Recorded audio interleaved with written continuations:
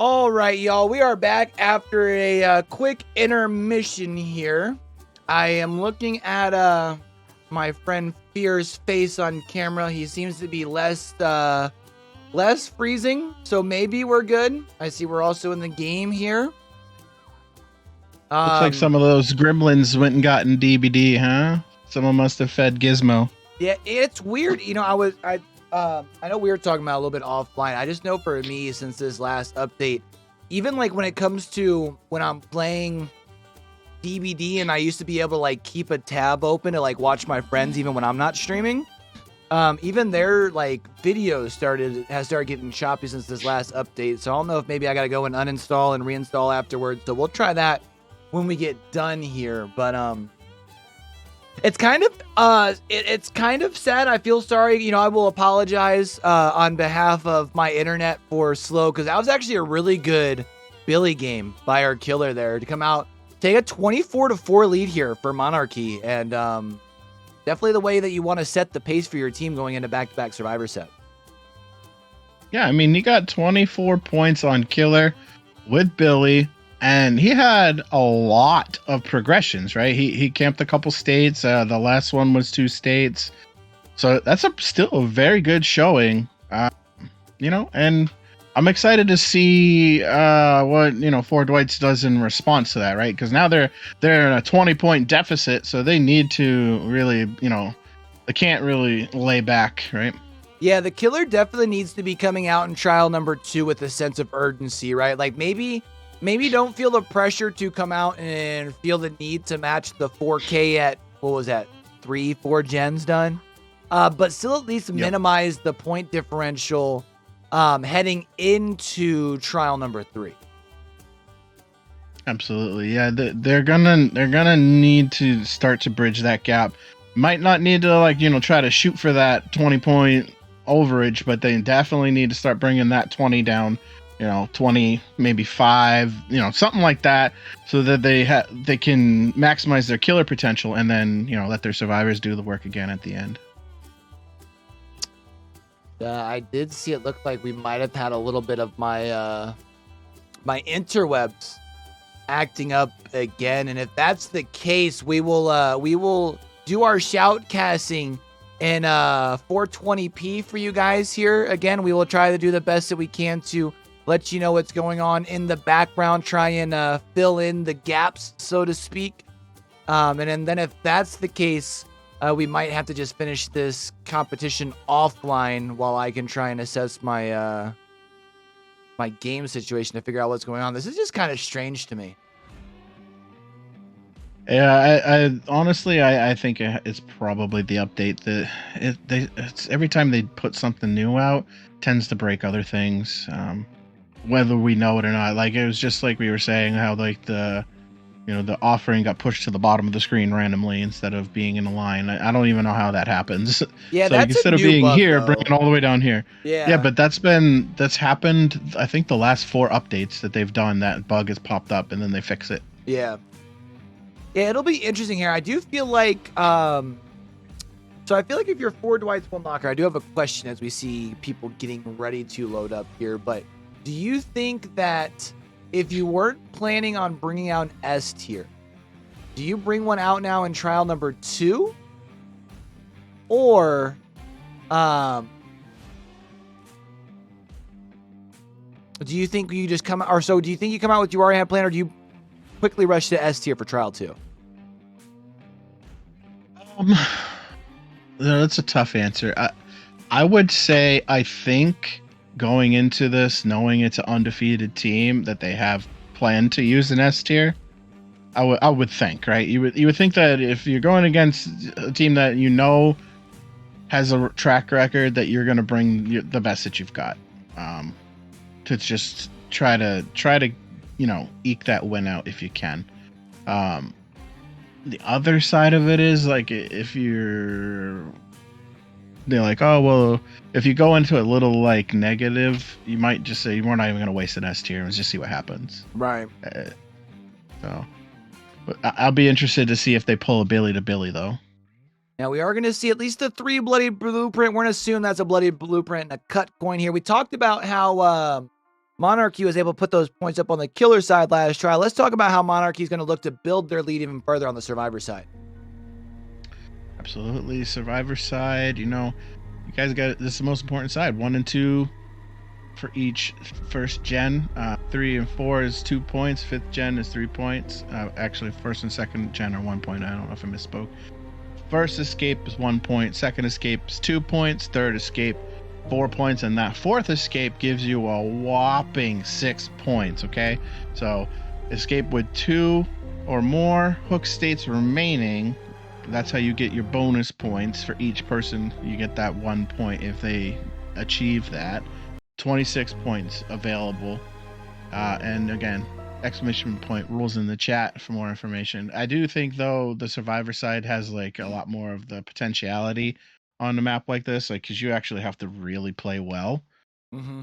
As we said, that middle area can really work against you. So it's kind of a little bit easier for killers and a little bit harder for survivors to really control the flow of the game. Agreed. Oh, no, I just did what I think I did, didn't I? You did not. Did you hit continue? I think you did. Chat, we're going to be right back.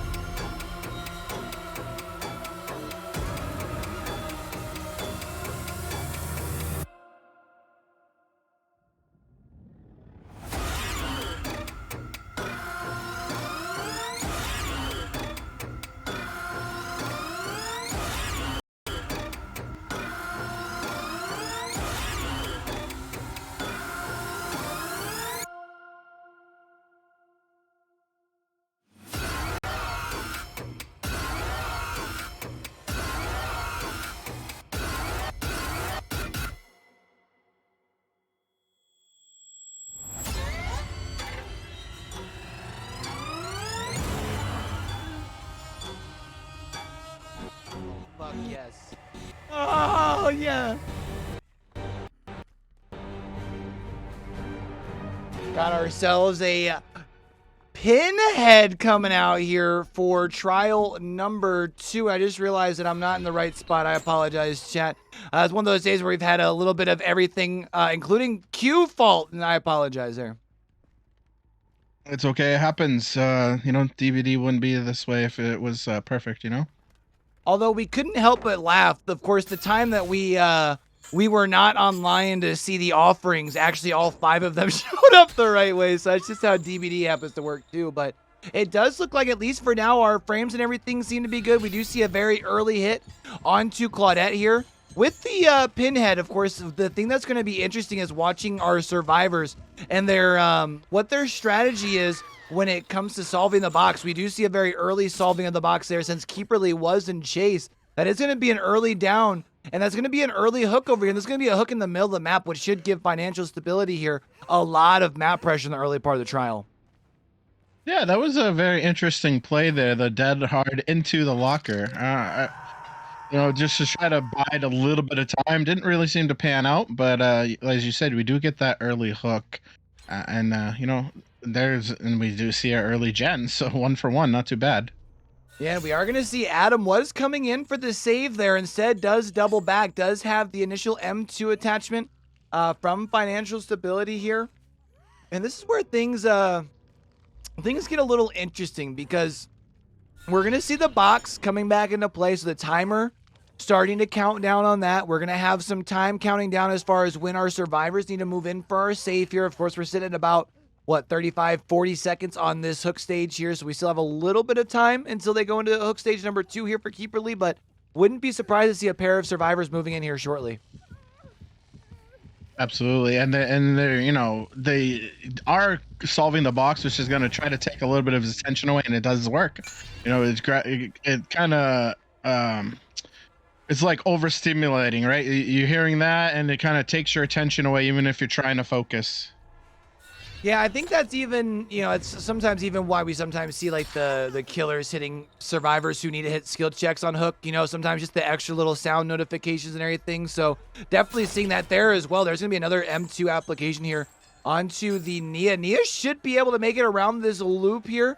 However, we do know that Nia doesn't have the dead hard. That's Keeperly who has that. So unfortunately not going to make it all the way back to the pallet. I said that is going to be a down here, and that is going to be hook number 2 before generator number 2 gets complete.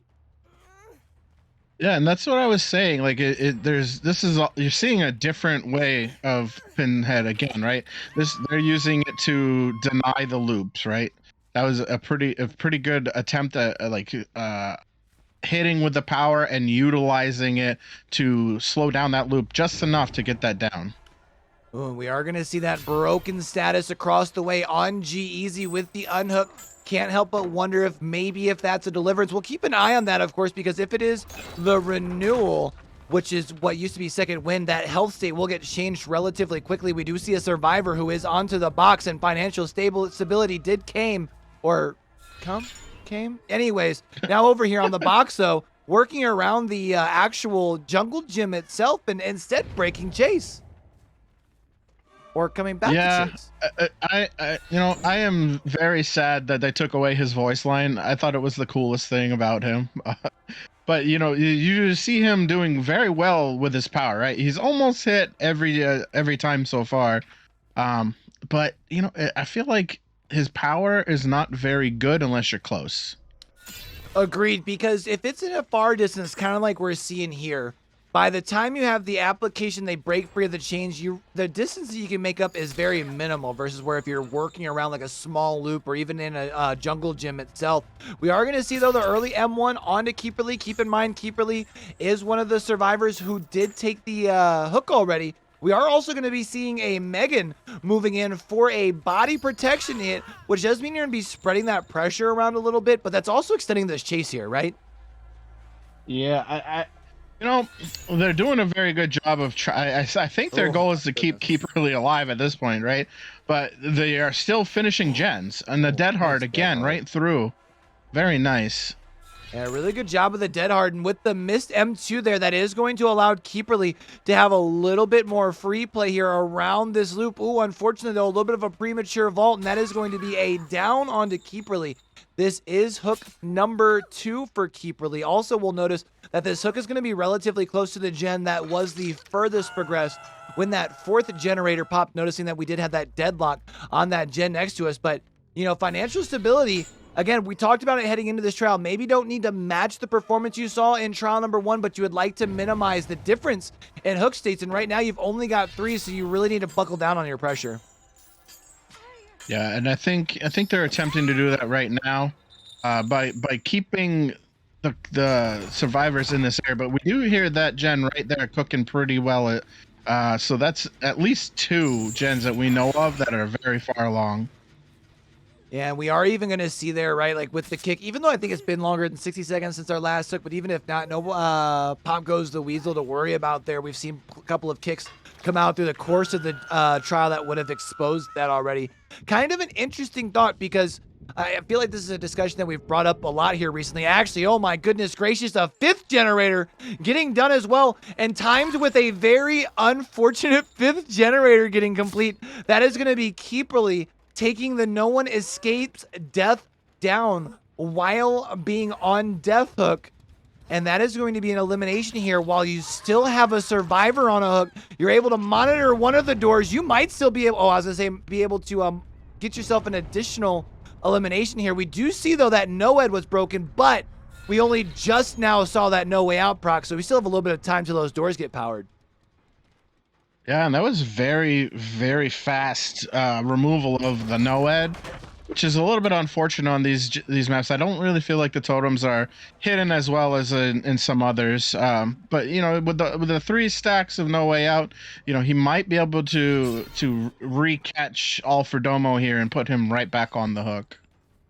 Yeah, and of course, you know, Alfredomo is going to be injured at least at this point, so you don't need the help from the No One Escapes death per se. We do see Adam coming in, trying to make a play here, trying to see if they can set up for a protection hit. And oh, actually, financial stability able to squeeze just past Adam there, able to get the down. Now going to be working around here. That's going to be plus 10 wood to the face. That's going to be an unfortunate early throw of this pallet here, though, because now you're not going to be able to work around it as far as using it for maybe a pallet save or anything like that. Now also, I was going to say, with the hit of an M2, you should be able to get a simple pickup, but I think the smart play still is going to be able to go for the pickup here and move away from your doors, because you still probably have G-Easy on a door somewhere getting a door ready. We actually see financial stability is bringing Domo closer to this door that's already prepped. No. I think that's an interesting choice. I don't think I would bring him closer, because you know they're going to grab him with borrowed time and run out. So I'm not sure about that play. Yeah, I think the hope was that maybe you were thinking that the survivors were on the door farthest from you and that this door here was not done. But as we see, the door is already prepped, and that's going to be 3 survivors walking out the front door. Really strong performance by our survivors here by Monarchy. Yeah, I mean, they did play that very well. He had really good control of his power. I do think that was a misplay at the end, though. I think if he would have kept him away from the door, right, it would force them to come into the map a little more, and you might be able to get the, you know, the M1 on the attempt to get the hook, and then maybe catch someone new on the hook. Yeah. But bringing him to the door kind of just looks like, here, take him out. That's fine. Yeah, it was interesting. I thought maybe financial stability was going to rotate towards the hook where that was out front of the shed there that we had used quite a bit, right? Out front of the shop, which would have been kind of further away from both doors. But again, I think the thought process was you had seen at least originally people over by the farthest door, and you had probably assumed that was the door that was being worked on. And it was just one of those situations. You start walking that way, and once you see the lights are lit, like, you can't move away from that hook, because then you just have the wiggle off too, right? Yeah, and it is a bit unfortunate, but I do think it's a learning point for them, right? Because I don't know, when I'm playing killer, I tend to assume that they 99 both doors every time. That's just where my mind goes. So I'm not gonna go near the door. I'm gonna make them have to get to the door. I'm not gonna bring them there. But you know, it was a good attempt. I feel like he had some good pressure there for a little while, especially towards the mid half of the end. Just before those last two gens, they kind of came at the same pace, right? One finished and he gets a hook and the other finished. But still, overall, I think it was a very, very good game. I'm not sure what the point spread is right now. Should be pretty. Did they make up any ground on that? I mean, we're talking about right now as far as the points. We are looking at. I open up the thing. 17 to 42. Yeah, I was trying to. That's a smaller score up on the top of my screen. I was trying to read there. So I think they actually lost ground there, right? Yeah, well, I mean, the thing to keep in mind was Monarchy did do a pretty good job of working their way through some hook states there, which you still are able to build up points that way. Yeah, I think what we're at, like 25 points now. Yeah. Whereas before, I think it was a 20-point lead, so you're able to build up your lead a little bit there, which was good. Now though, begs to differ, like the question, right, of if you are 4 Dwights, 1 Locker here, what does your killer selection look like heading into Trial 3? But before we dig into that, in case we have anybody who came in and saw that we are on a Auto Haven map and are wondering what map we're actually playing on for today's trials as far as this matchup, let's talk about it. Let's talk about this beautiful Auto Haven Wretched shop. It's 164 square tiles, 10,496 square meters, 8 hook minimum, 13 hook maximum. So it's a pretty decent sized map, but again, the hooks are kind of spread out in a way that kind of gives the killer good mobility between them. Again, like the middle area, as we mentioned, is kind of just not really traveled. It's like, I don't know. It's like it feels to me like a mid-witch map. You know, like the middle is useless. Like you're like, oh, there's a middle, but I'm not gonna play with it. Right. Oh, snaps! There is a gen down there. That's right. Yeah. So, do you think here? So, that last round we saw Cenobite come out, and we weren't able to close the distance with a off S tier killer. So, do you think, with the gap now being at 25 points, do we still see a potential S tier? Or do you think this is where maybe we save an S tier for a different day where you feel like you can get more use out of it? See, I would have thought that if they were going to use an S tier, they would have the first trial. Agreed. Right? Because you use the S tier, bridge that gap, and then see what you need to do after that, right? Where it's a 25 point lead and killer can only get 30 points, you'd have to play a near perfect game to get a lead at this point. Not impossible by any means. Right. I'm just not sure if they want to risk that on week 4, right? We're on week 4 right now. Yep. So I'm not sure that they want to use it that early because they still got 8 weeks, right? 8 weeks to go. But again, as I said, Monarchy seems to be one of the teams to beat, right? They're undefeated so far. So you might want to say, you know what, we're gonna go for it. You know, it's like, you know, Super Bowl and it's down to a field goal. Are you gonna kick it or are you gonna try to run it? And it's worth noting, you know, you talked about Monarchy being one of our undefeated teams, and I'm trying to remember. I'm not sure if I think Monarchy might be one of our few squads who hasn't even used a single S tier killer yet, which is pretty impressive if that's the case. Yeah, I don't remember what they've used. I know that Moth plays a lot of S tier killers. I know he used one in the preseason, but I don't know if they've used one since. So we are going to see here. Let's see this time. We're online this time. So let's. I can't. This time we're actually live. And here's the bucket get chat. All right. So we do have all of our offerings, or at least we can think. So let's kind of talk about kind of some of the limitations and restrictions for our league here, shall we? Yes, let's do that. So, there are bans, just like in anything else. Yellow items and add-ons only. Only one of each perk item duplicates only borrowed time. Nothing else. That's the only duplicate allowed. Banned perks are as follows: Built to Last, Prove Thyself, Starstruck, Haunted Ground, Lethal Pursuer, any boons, and Clairvoyance. Also, any of the new stuff, that's not allowed either. Killers use are limited to twice a season. Alright, survivors are limited to having one character per team, so you can't do the 4 Dwights with 4 Dwights in the locker. Violations are subject to penalties. For more on rules, hit that exclamation rules in the chat, and let's see what we got going on this one. What they choose to bring. Let's get on down to it here.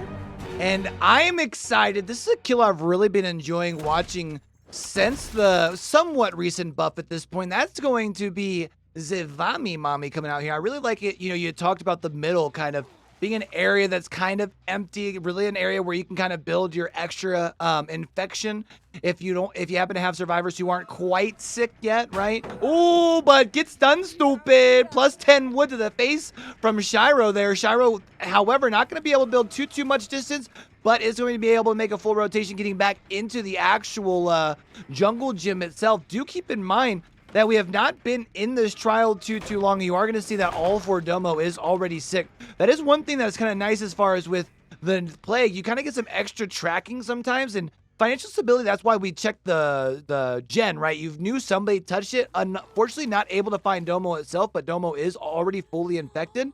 And now is going to be, I really like, especially with the Nanophobia being in play here on the plague, it really forces the survivors into the decision of, do I want to have the slower gen progression, or am I going to give the killer that extra power, right?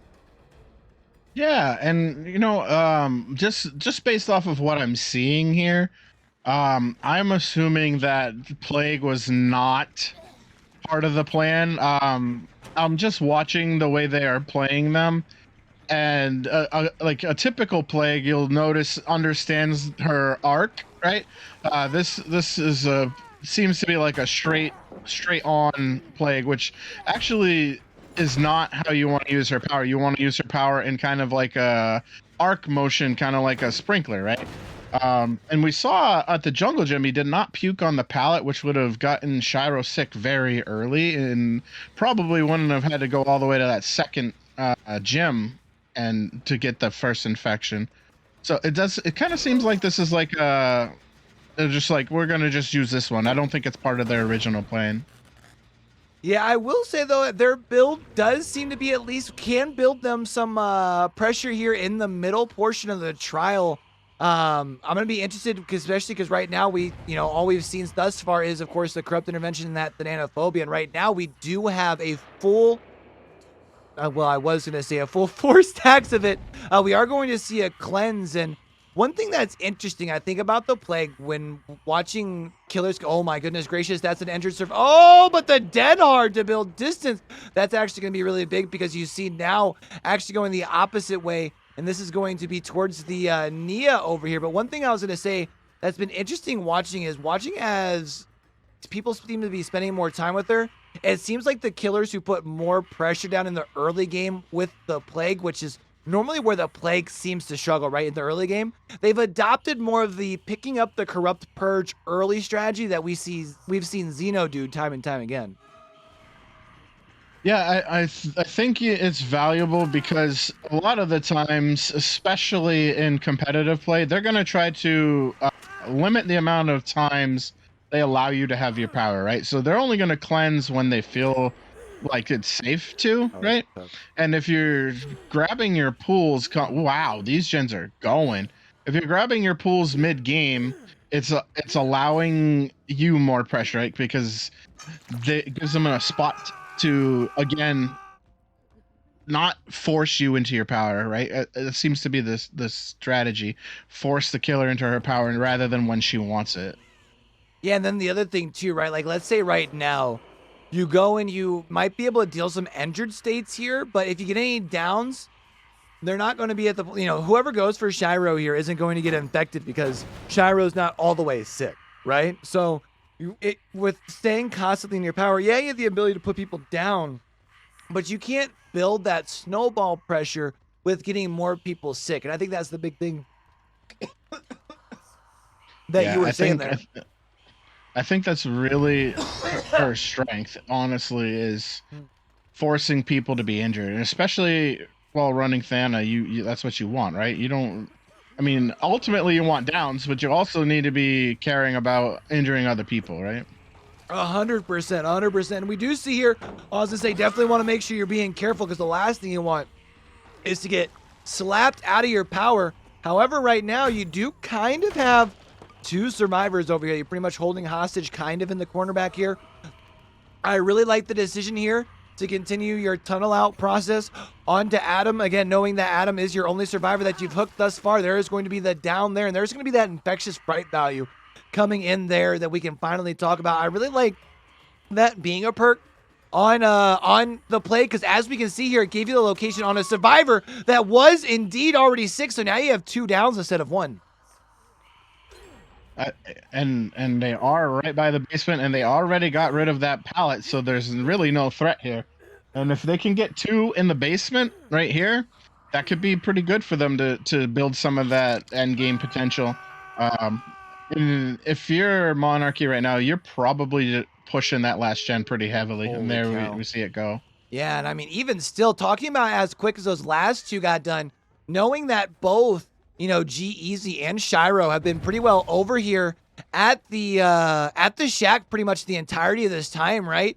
So that means that those last 2 survivors were split up on a gen. Really good effectiveness there by your puke to be able to get a full sickness onto the Megan that was coming in for the save. Really good rotation by Adam. Gets you just enough time for the window.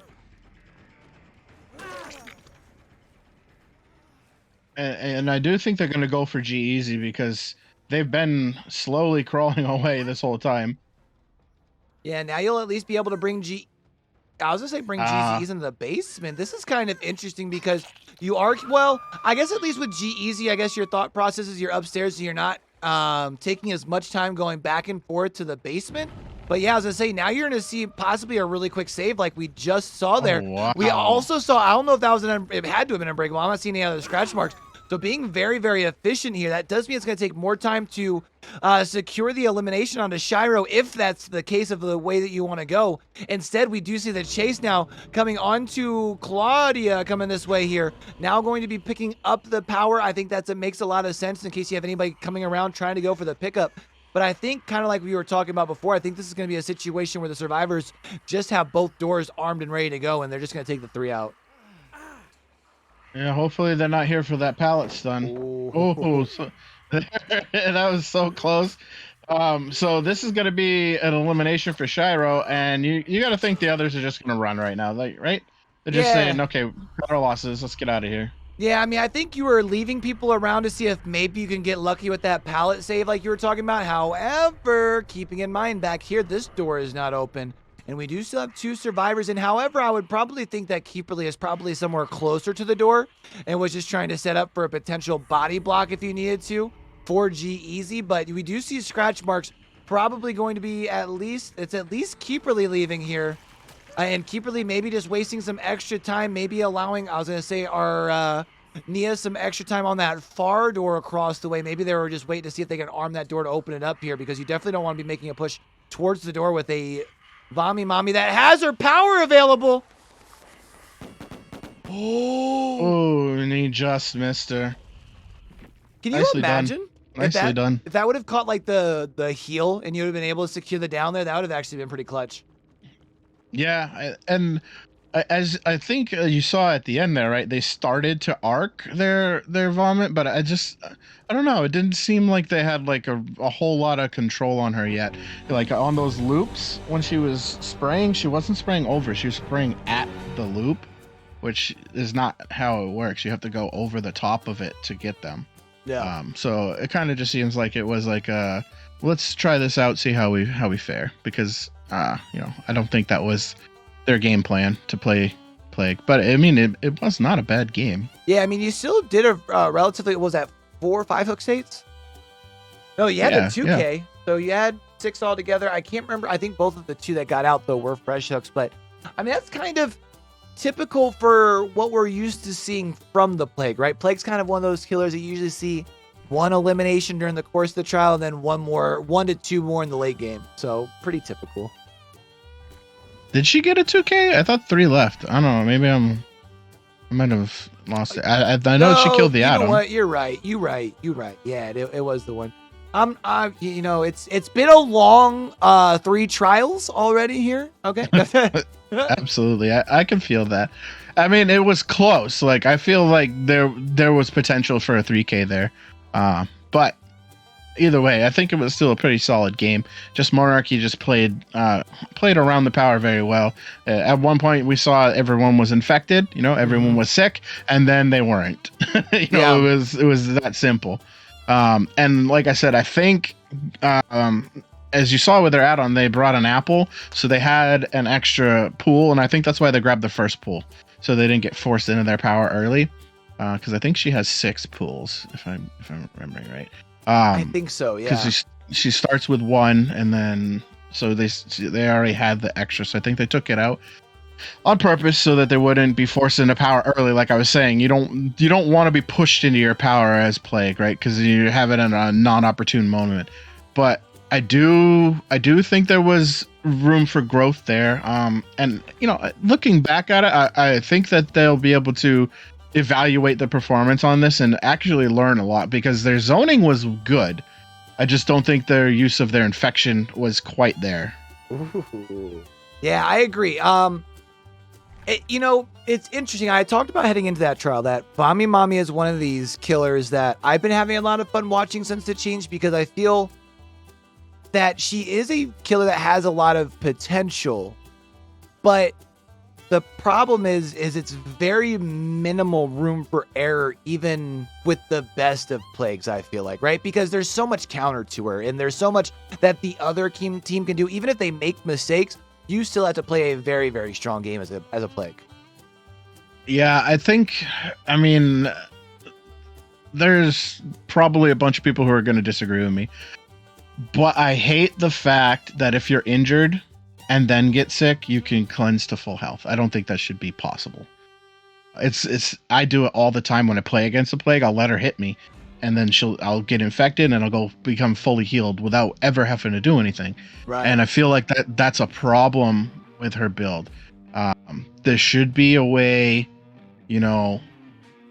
if you're injured and then you get sick, you should stay broken out, so that when you cleanse from the pool, you can't just be full healed. It should be after the pool, you're broken for like just 2 seconds, so that you can't go to full heal. I think that would just make her a lot stronger. Now, if you're sick from the infection, become broken and cleanse, and fine, you never got hit. I get it, but I feel like there's some loopholing there with getting hurt and then getting sick. Agreed. I see. Slow is saying that it's better than Susie. I was hoping I was gonna be a Susie, because I had seen in the game chat. It's not. It's stronger than Evan. It's not Susie, but apparently we're in for the game of our life. So I'm super excited to see what could be potentially coming out here. I feel like this is going to be interesting, because you are in a spot where, I mean, going into I'm gonna say Pig. You think Pig? Stronger than Evan, but not Susie. I'm going with Pig. I'm still hoping for maybe my humongous humorous friend, but that's just because I love my clown, my clown, Especially if you can bring out the Santa outfit now that it's officially December. Why not? Yeah. I just, Pig does very well on this map. She really does. But it's tempered timer, dude. You know what I mean? True. Well, I mean, a Pig did win the championship trial in the Japan Championship, so Pig OP. I mean, Japan Championship. That was good. It was funny when it came around, because I think it showed that DBD has some interest in maybe trying to have a little bit of a competitive scene, but definitely didn't put I don't think put the best example of what comp DBD looks like. I love the idea of it, right? I think it was a really good idea, but where did these? I mean, I don't know.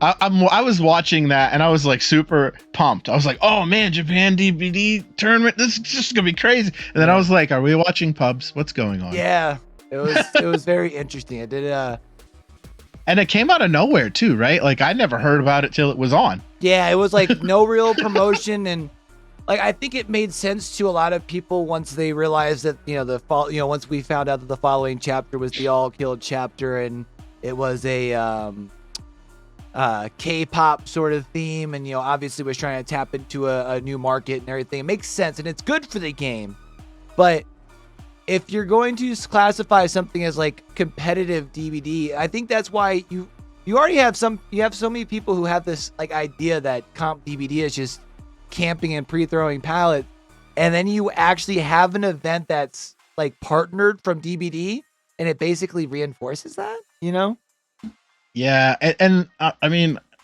just I don't know. I like a lot of Japanese tournaments for games are insane, right? Mhm. If you've ever watched like a Street Fighter tournament, Oh my god, they're cracked, bro.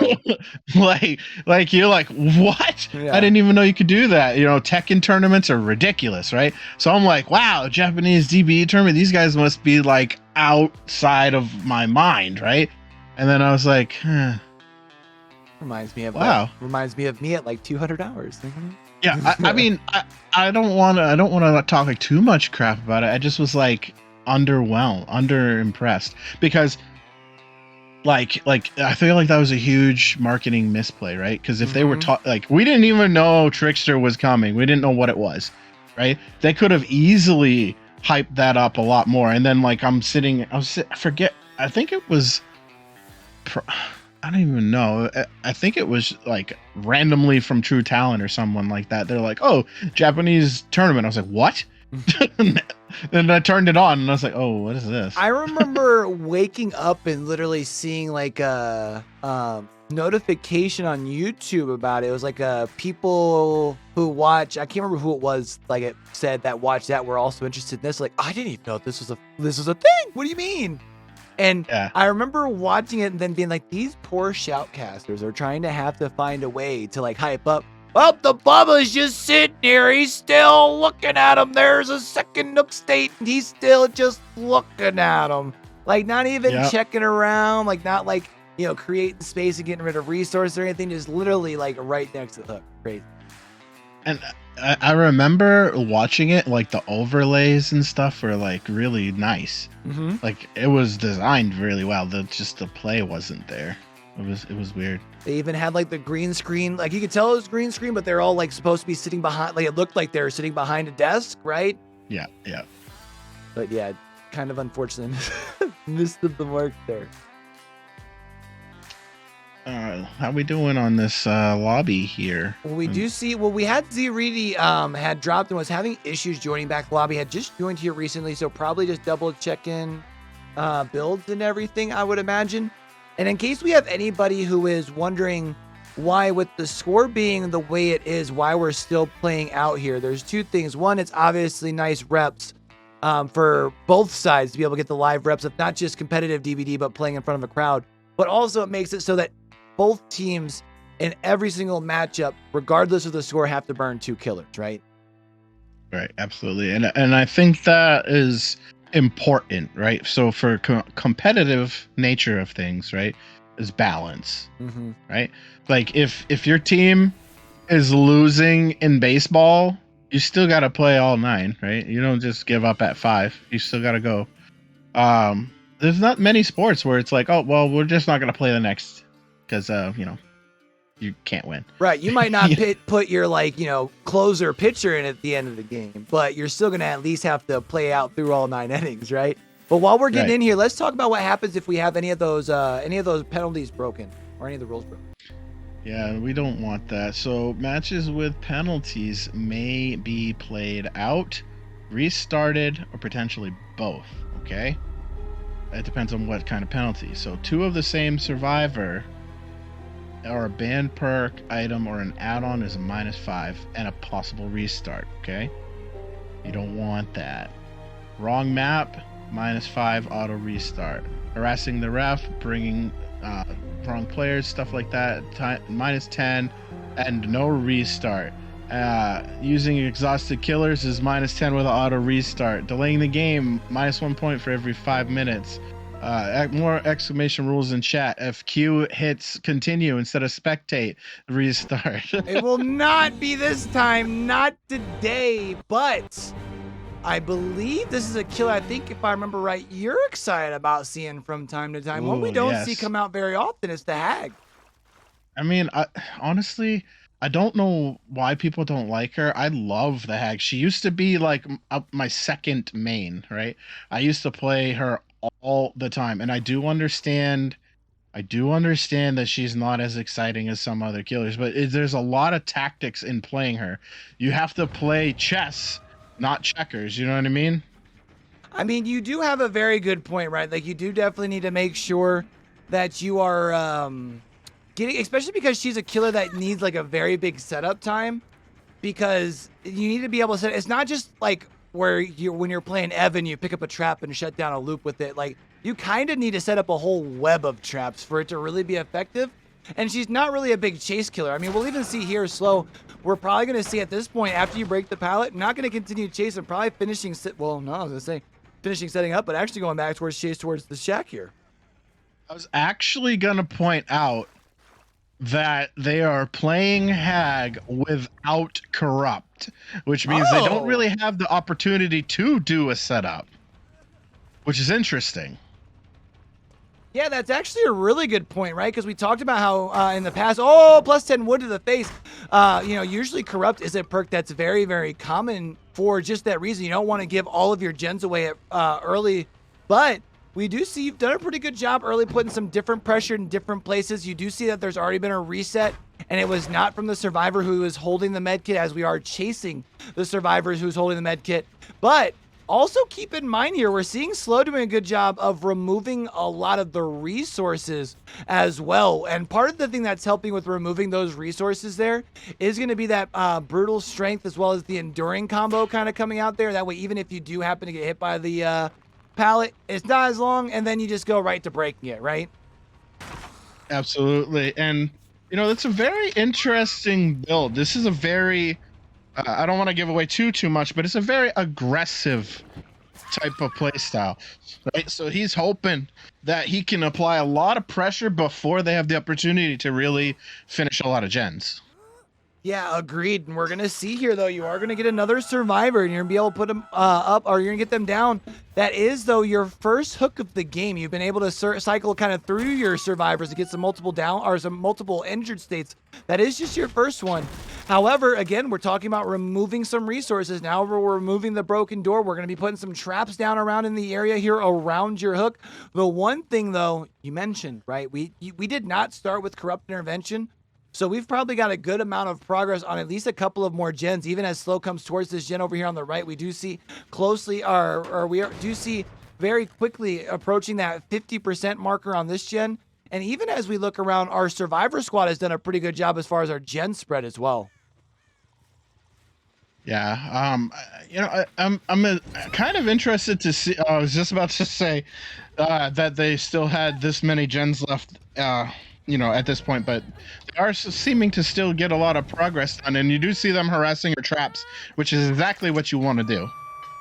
Yeah, and that's like the tough part about kind of setting up some of your web around a hook survivor, because they are in comms. This isn't pub lobbies, right? So they're going to be able to, once you do pick up a survivor, kind of like we just saw, just break all of those traps pretty quickly. I wonder here, though, I don't think you were actually touching a gen. Oh, no, she was touching a gen. I was wondering if maybe she was just crouching next to the gen, acting like she was working on the gen so the Claudette might be able to drop the decisive strike. But we do see actually instead, it was just going to be a second hook state added on to Draxi here, and also Trust in Godly here getting pretty close to a second hook state as well.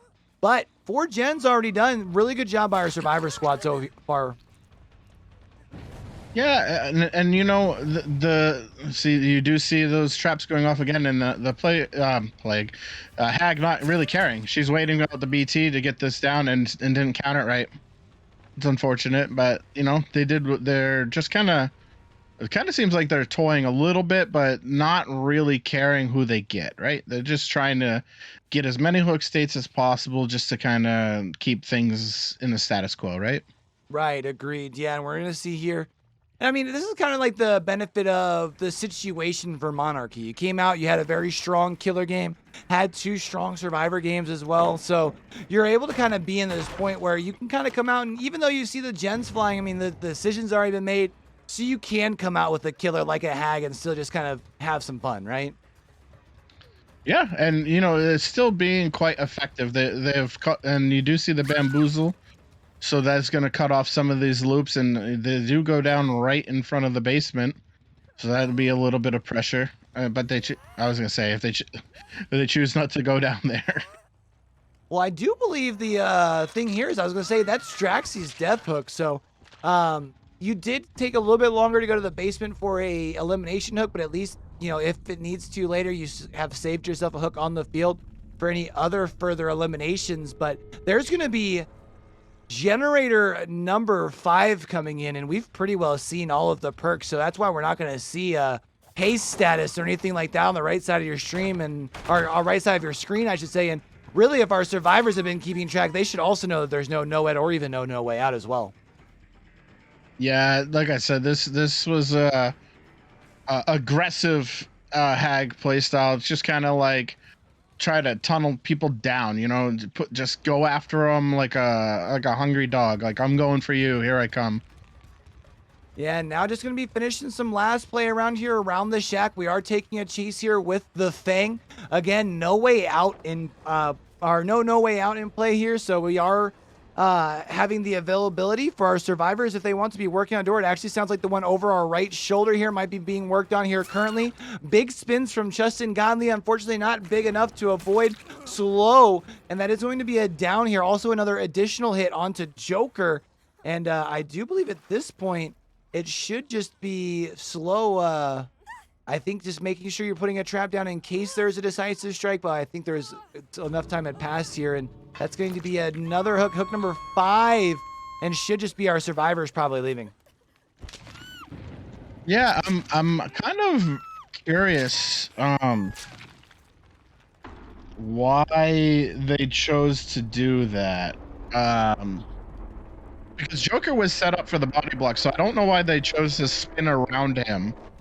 That was weird. They spun around Joker and got hit instead of staying in front of him. I don't know. Maybe there was no communication about the body block. I'm not sure. Well, I think the spin was you hope for the spin and the miss, and then you have the door behind you, which was closer, would have been ready for you at that point, I think. I'm not 100% sure on that, but I could be. It looked like that might have been what they were setting up for.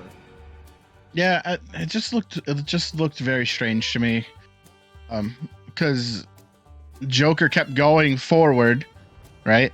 And he ran to that door. He didn't run to the one behind. So I think if they both would have continued forward and Joker took the hit, they would have ran through the trap, and then they would have the animation. They both could have kept going. So I don't know. That was just strange from my perspective, but I overanalyze sometimes. Now that is going to wrap up as far as the matchup here. That is going to be Monarchy continuing their run that they're on right now. They definitely got to feel good knowing that they are one of the teams that is sitting atop as far as one of the undefeated teams. But we still have quite a bit of time between now and the final verdict. And knowing that there are a lot of teams at top, can't help but feel like there's like very minimal room for error, right?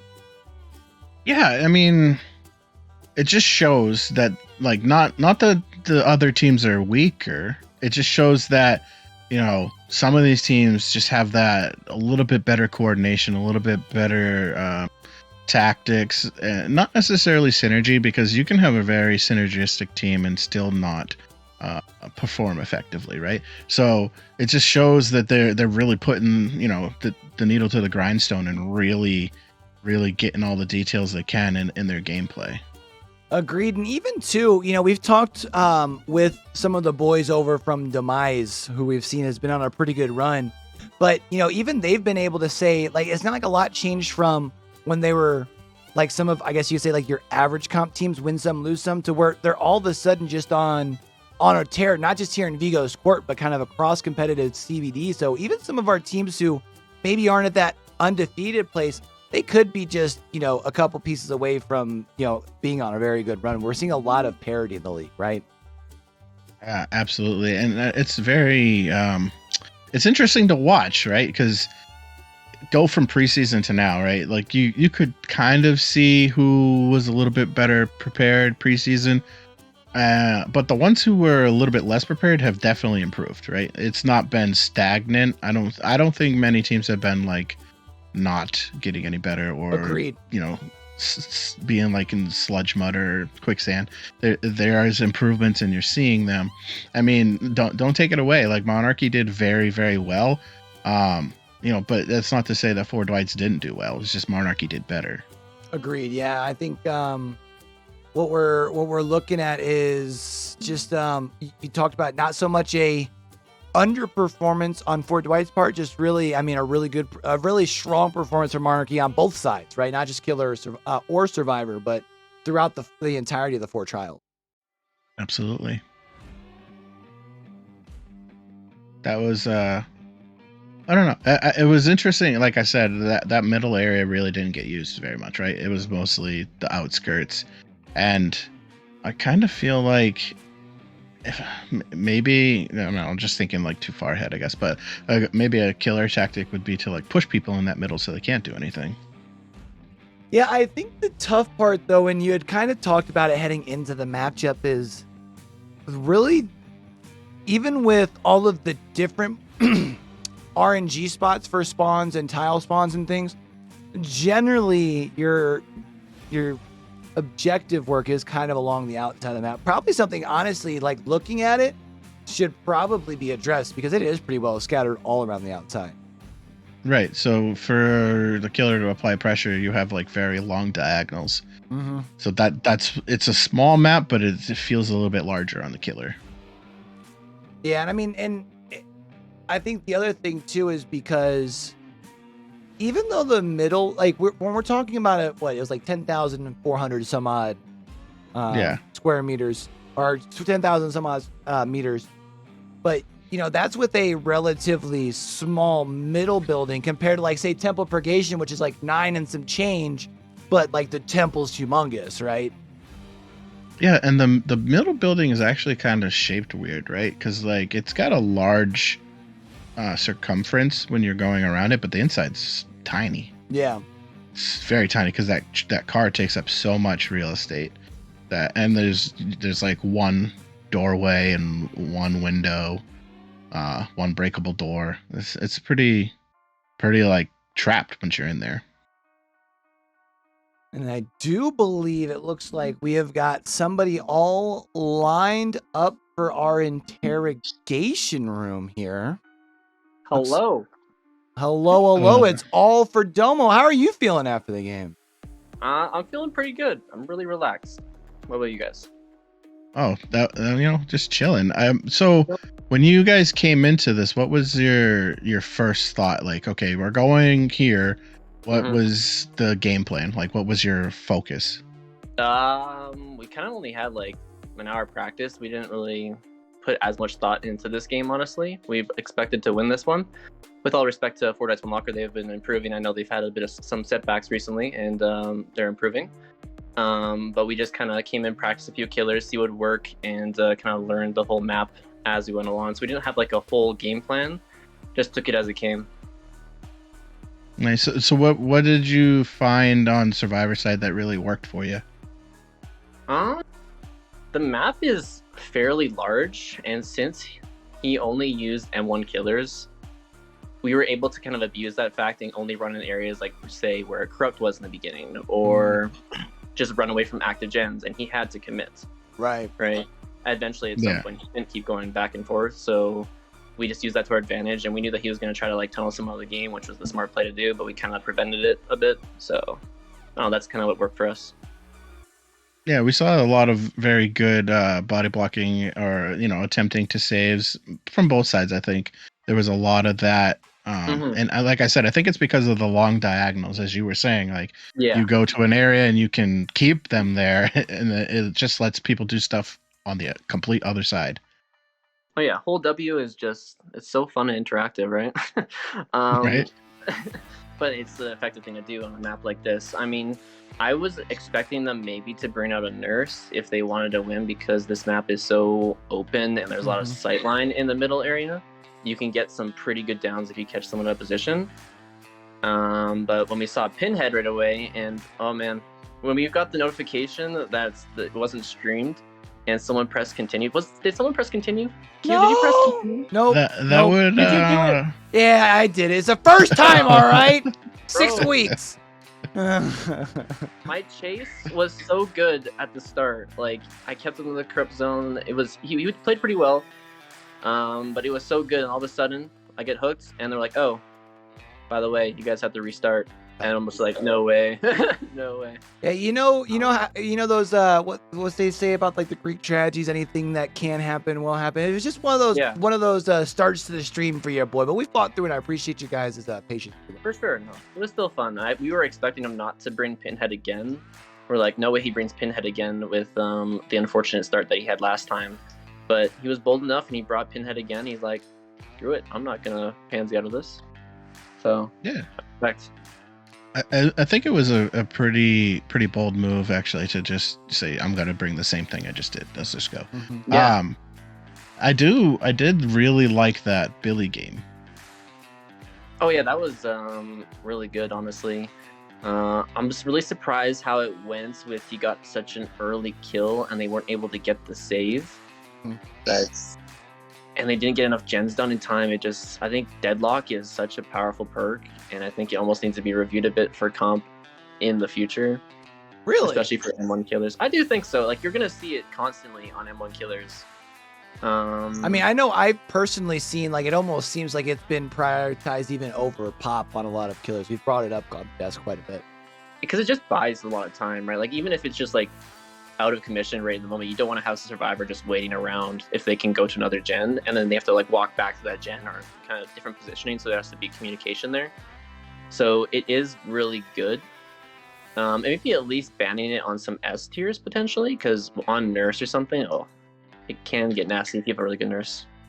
Yeah, I can see, like, if you have the potential for an early down with Corrupt, it's really strong, because now you got 4 gens you can't touch. Exactly. And I think even Q even saying a bunch of times throughout the matches, like, and we're seeing Deadlock. And so you've been kind of noticing that a lot, and I feel like it's just going to be a continuous trend where it's like Deadlock Corrupt, you can, like, guarantee on those two being there, and then, like, you can see Noed, Ruin, Pop, those are the ones that kind of fluctuate, then Bamboozle, depending if it's like a chainsaw killer, something like that. So what do you think of the potential for that new perk from Bird Lady? And yeah, that's the Scourge one, right? Yeah, the Scourge hook with like I was saying with Dead Man Switch. I think that could be pretty interesting to see. I don't see Dead Man Switch. Can you, like, run me by why? Just because it forces, when you get that Scourge hook, it forces the people off the gen, so it would block it. It's not a bad idea, but you still need to hook the Obsession, correct? Yeah, right. So I don't know. It's probably going to be gimmicky. I just kind of wonder how well it could be. I think it would be fun to do in pubs. It just wouldn't work in. As soon as they know you have that, you're never going to get that use of it again. It's like a one-time sort of shot. Yeah. That makes sense. So I can see Scourge Hook working if you have a certain killer on a different map. Like, you say you have Huntress on, like, Wrecker's Yard. You have Agitation on Huntress, and you can bring them to a Scourge Hook on the one side you want to protect, and you just keep them there. And then you just keep rehooking on that. So maybe that would work, but again, you won't get as many stages. So I see it having some potential, but honestly, Ruin, Deadlock, Corrupt, those are, like, 3 I think you'll see consistently still. Yeah, and it's kind of unfortunate that it's kind of necessary, right? You kind of almost need to have Corrupt always. Like, if you're going against side. Yeah, it's like you have to have it. So it's like you will really only ever run a 3 perk killer, right? Because you have to have Corrupt. Yeah, I mean, you can. I guess so you can not burn it in some situations. But that's, like, I feel like so with as rare. many games as I've called, I feel like if I were to even have a picture perfect memory, I could probably count on like 3 fingers the amount of times that it's worked where someone's played comp without without Right. That last one, Q didn't even notice that he didn't have corrupt till I mentioned it. Because it's just assumed. I feel like it's a completely just like all end game build. If you don't burn it, you're like, I'm just expecting these gens just to disappear in like 5 seconds. Yeah. So who are you guys? Who are you looking to gun for? Like, who do you think is like gonna be the team to go at? Demise and then like 6. I think those are the 2 right now. Those will be fun matches. Those will be really close ones. You should definitely keep an eye on them. I'm wondering. So I'm pretty sure they're both. I think did 6 lose? Did they? I don't think they did. No, I I think can't both remember. Demise Maybe that and was 6 preseason. Yeah, I was gonna say I think both Demise and 6 are on Undefeated right now. undefeated. I am trying to I need to save this file that we have that has there it is, that has the schedule and everything. I think Wrecking Crew is undefeated, and then also Demise, if I'm not mistaken. Demise is, Wrecking Crew is, Yeah. Arctic Wolves, Demise. So we have Demise and Demise are both undefeated. Arctic Wolves, 6. You guys. Why do I feel like I'm missing a team? Tomo, did you get a chance to hit your D strike this time? Bro, next time I'm bringing it, and then I'll hit for you, okay? You better switch over to my side and see the DS, okay? And then boom. Yeah, we need to capture the successful DS. Bro, that's gonna put a lot of pressure redemption. Yeah, it's almost like they're gonna say he's got it. Don't pick him up. That's the mind game. Maybe I won't bring it. All right. Maybe I won't. Maybe I will. Yeah. All right. Well. Yeah. Anything else, gentlemen? So, what do you think? There's going to be any shift in meta, or do we think it's going to always stay this way? I think it depends on killer and like what the map is, because some maps are more lenient to different strategies. Like if it's really open and large, like we've actually scrimmed against Wrecking Crew, for instance, on Mother's Dwelling, and that is insanely dumb. Like that map is so huge. It feels like if you don't bring someone, like you can't bring anybody that doesn't have mobility. If you don't, you're dead. And I know that I think they're going back to Brony Storehouse now, but again, the same principle applies. It's so big that if you don't bring someone with mobility, then I feel like you're only going to get a few stages. So it like locks what you have to do and what builds you have to run. Yeah, I would agree with that. And like, especially with not trying to plan all your S tiers on them, right? Mm-hmm. Like you got to spread that out a little bit. That's why I think it's hard for home teams on that map. If they have to play it more often, then they're like, oh crap, we need to use something different that's not an S tier or like high mobility killer, like Oni, Billy, anybody that can do this. And it's almost kind of like slightly backwards. I've noticed is like a lot of teams do really well against the S tiers and not so much against the ones they don't typically see, right? I feel like that's if the S tiers mess up, and it depends on the map to an extent as well, and if the survivors are being efficient. So, because I've seen some games where the S tiers just like really make one bad mistake, and then that's all you really need, right? Because the S tiers kind of have it in their bag like Nurse, where it's all up to them to kind of mess up. Right. But survivors do have a lot of control still, or they do gens, and depending on what perks and RNG, so it does depend. And again, map can really heavily dependent on that. So yeah. It's all, I've seen a couple of times where like someone will bring out something like a Freddy or whatever, and then they'll bring out their Light or whatever, and their Freddy would have performed better just because the survivors are so used to playing against Blight. Yeah. There's something to be said with that. Like, you scrim against these top tier killers so much that you're almost like underestimating or forgetting like basic things. Like, right. I don't know, it shouldn't happen, but I can see how it does happen if you're used to like one certain playstyle, and then you kind of just shift to a normal sort of killer, and you're like, oh crap, this is different and weird. Yeah, but right. It doesn't happen really for us. That's good. That's good to have that variety and depth of play, so that you can kind of get used to the stronger ones, but maintain the attitude of the like you said, the M1s and how to abuse them. Any questions for you? You got any Q? Anything else?